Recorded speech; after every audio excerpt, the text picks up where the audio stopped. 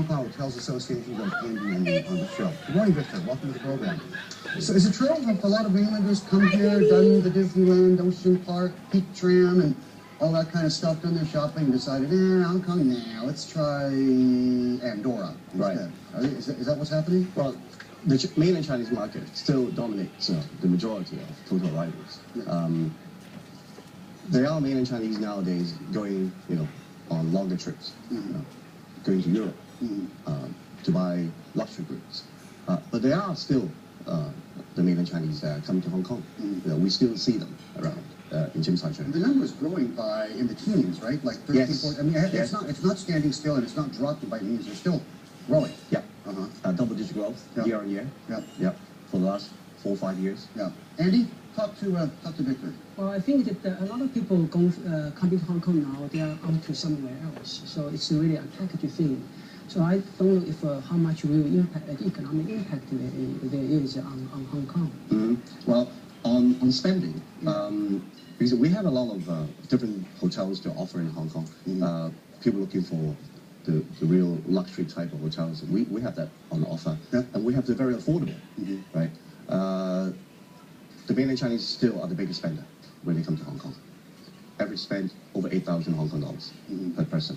So, still, mainland China. Is there what's the breakdown of spending? Because it used to be said, I mean, it kind of assumed that Chinese tourists, I think this was more the previous tour groups would stay in like 3-star hotels. Yes. Or stay in, low-cost accommodation just to crash, a place to sleep for the night. And then they hop on the tour bus and they get taken to all these shopping places, or they go sightseeing, or that sort of thing. But, we're seeing a different breed of Chinese tourists. I mean, the Ritz-Carlton is packed with well-heeled, affluent mainland Chinese. So mainland Chinese are not living in hostels anymore, are they? No, not at all. As I said earlier, there are different kinds of customers coming to Hong Kong.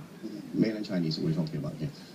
They are the really affluent ones that can afford, as you said, the Ritz-Carlton, the Four Seasons.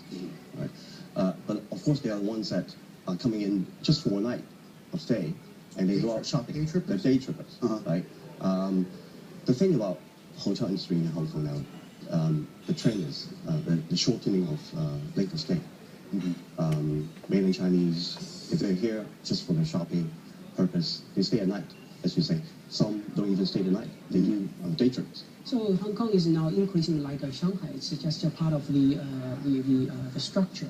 It's not a novelty factor. You come here because it's a big thing. You want to make a special designed trip. It seems like just part of the normal life. Yes. Well, it's still a huge population. Yeah. There are still a lot of mainland Chinese that have not been to Hong Kong and loving to come to Hong Kong, to be at Disneyland.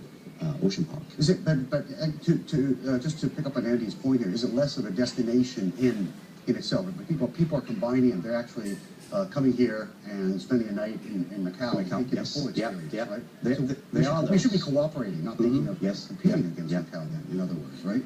And we are, with mainland China, Guangzhou, and Macau, the 3 cities. We are.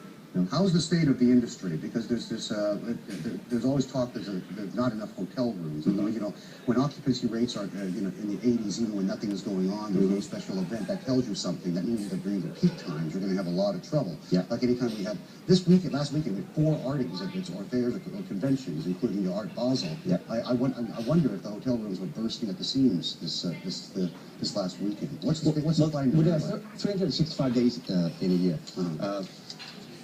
There are certain days that are really on demand, for sure. But let me give you some figures. Over the past 12 months, there's been 5,000 new rooms added to the inventory of hotels. Now bringing the total inventory 70,000 rooms. And then in the next 6 months or so, we'll have another 3,000 new rooms added to the inventory. Right. So there is no shortage of hotel rooms. There are certain days in the year, right, I would say not more than a month, that are of such high demand that some people may have difficulties in booking a room. But if they plan well ahead in advance, that shouldn't be a problem. All right. Victor, thanks for coming in and joining us, okay? Thank you. Really appreciate it.